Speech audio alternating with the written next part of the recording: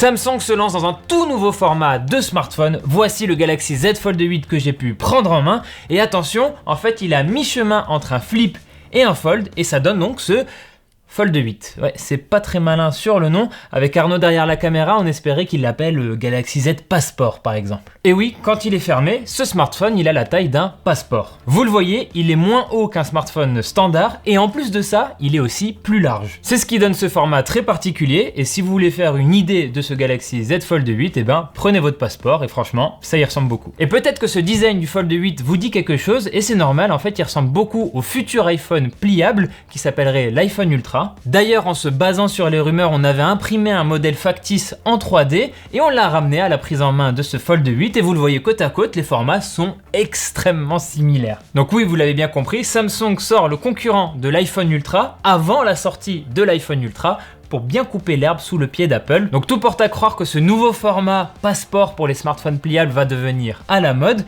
Et oui, je sais pour les gens qui sont en train de me faire un commentaire, Samsung et Apple ne sont pas les premiers à se lancer sur ce format. Huawei en avait déjà lancé un, mais réservé à la Chine. Je vais pas vous mentir, moi quand j'ai commencé à utiliser ce smartphone, eh ben, j'ai vraiment adoré. Déjà parce qu'en fait, il tombe parfaitement bien dans le creux de la main, c'est vraiment satisfaisant de l'avoir en main. Il tient facilement dans la poche, en tout cas plus facilement qu'un smartphone standard. Il a de bonnes finitions, digne du haut de gamme de Samsung, donc pas de soucis là-dessus. Et en plus de ça, le poids lui aussi, il est ni trop léger, ni trop lourd. 201 grammes, franchement, c'est bien. Donc tout ça rend déjà le smartphone assez mignon et en plus de ça, on a une interface qui s'adapte bien à l'écran externe de 5,5 pouces et son ratio assez bizarre de 10/16. Quand on allume l'écran, évidemment l'interface elle est adaptative, il n'y a pas de surprise en soi là-dessus, mais quand même, c'est satisfaisant. La barre d'état en haut, elle est pas trop difficile d'accès. La grille d'application, elle s'adapte bien malgré le fait que le ratio, il soit un peu bizarre. Et quand on utilise le smartphone à deux mains, eh ben, il y a un petit côté Game Boy ou BlackBerry pour les anciens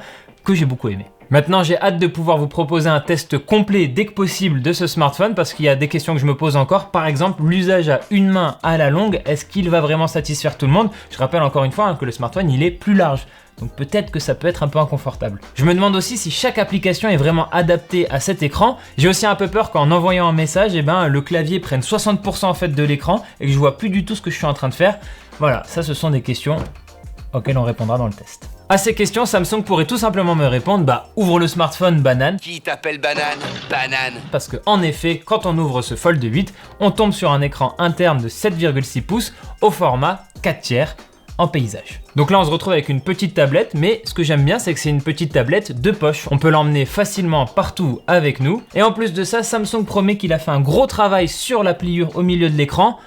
Attention à ça. À titre personnel, j'ai trouvé en effet que la pliure, elle se ressentait moins sous le doigt. Mais attention, j'ai comparé avec un Fold 7 qui a déjà 1 an d'usure, donc peut-être que la comparaison, elle n'était pas tout à fait juste. En plus, Samsung nous dit qu'on est censé moins voir la pliure, mais franchement, et Arnaud, il est d'accord avec moi derrière la caméra, j'ai pas vu tant de différence que ça. Ça reste tout à fait ok, pour moi c'est pas un défaut cette pliure au milieu. Et en plus quand même, le traitement anti-reflet qu'il y a sur l'écran cette année, il est sensiblement meilleur que l'année dernière. Donc ça au moins, bravo Samsung. Maintenant, en forme tablette, ce Fold 8, je me suis vite retrouvé à devoir le retourner en format vertical pour pouvoir aller sur un site web, sur des applications de réseaux sociaux, etc. Par exemple pour regarder un TikTok, un Reels, un Short, c'est plus pratique comme ça qu'en format paysage. Donc en fait, à la verticale, on se retrouve avec une sorte de smartphone géant, ce qu'on n'avait pas vraiment avec les Fold plus classiques où le format était carré. Et ça, pour le coup, franchement, c'est plutôt cool, c'est vraiment agréable de pouvoir scroller sur un très grand écran.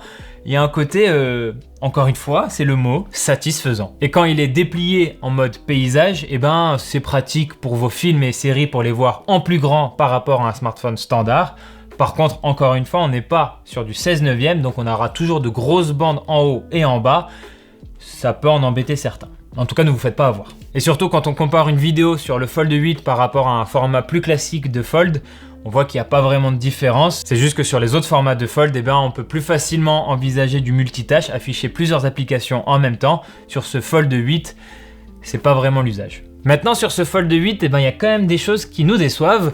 Typiquement, la photo. Regardez à l'arrière, il y a seulement 2 capteurs photo, 50 mégapixels pour le grand angle, 50 mégapixels pour l'ultra grand angle et 0 téléobjectif. Du coup, on a un total de 4 capteurs photo avec les 2 qui servent au selfie. Donc là, on n'est pas sur un vrai Fold et c'est un peu dommage. Et là je suis désolé mais c'est beaucoup trop peu en termes de capteur photo. Sur un smartphone qui vaut aussi cher, eh bien on aurait aimé avoir une expérience qui soit au moins au niveau d'un Galaxy S. Je parle même pas d'un Galaxy S Ultra, mais juste avoir un téléobjectif quand le smartphone coûte 2000 €, pour moi, c'est la base. Par contre, sur le reste, ce Fold 8, il envoie quand même du lourd. Les écrans dont j'ai parlé, c'est de l'OLED avec la qualité d'affichage qu'on connaît chez Samsung.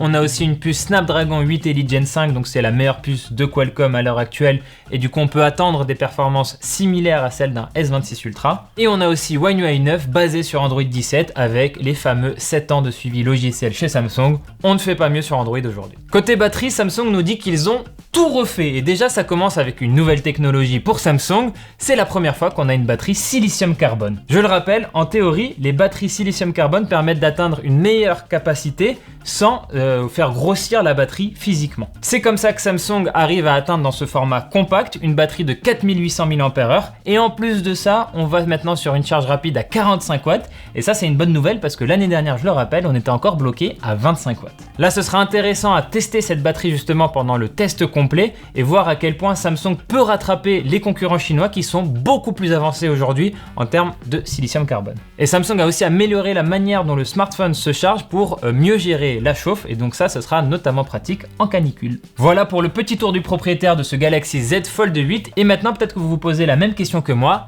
À qui s'adresse ce Galaxy Z Fold 8? Personnellement, j'ai vraiment aucun doute sur le fait que je vais vraiment kiffer l'écran interne. Par contre, l'écran externe avec son ratio bizarre, le fait qu'il soit tout petit, je me demande pour quels usages du quotidien il va vraiment servir.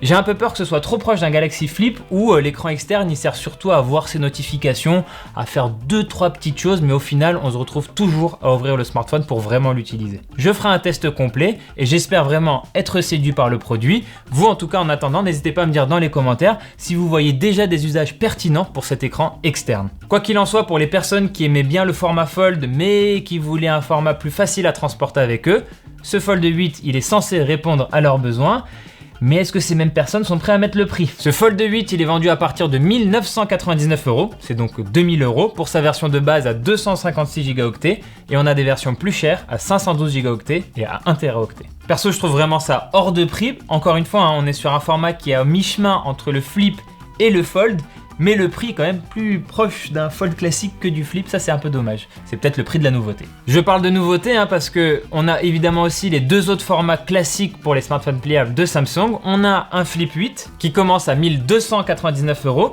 et on a un Fold 8 Ultra qui est en fait le format classique historique qui lui monte à 2199 €. Pour ces deux modèles là, franchement les évolutions elles sont très timides, ils sont un peu plus légers, un peu plus fins. Voilà, c'est ce genre d'optimisation. On vous en fera un test complet évidemment, mais pour cette prise en main, j'ai pas trouvé ça hyper pertinent de m'attarder dessus. Samsung a aussi lancé de nouvelles montres connectées, dont la Galaxy Watch Ultra 2 qui est une claire concurrente à l'Apple Watch Ultra. Et donc restez à l'affût parce qu'on vous sortira très bientôt la vidéo test pour vous dire ce qu'on en a pensé. Voilà, c'est tout pour cette vidéo. Merci de l'avoir regardé jusqu'au bout. N'hésitez pas à vous abonner à la chaîne YouTube de Frandroid et à nous retrouver sur tous les réseaux sociaux. On est partout, on diffuse régulièrement. Et moi je vous dis à très bientôt dans une prochaine vidéo sur Frandroid.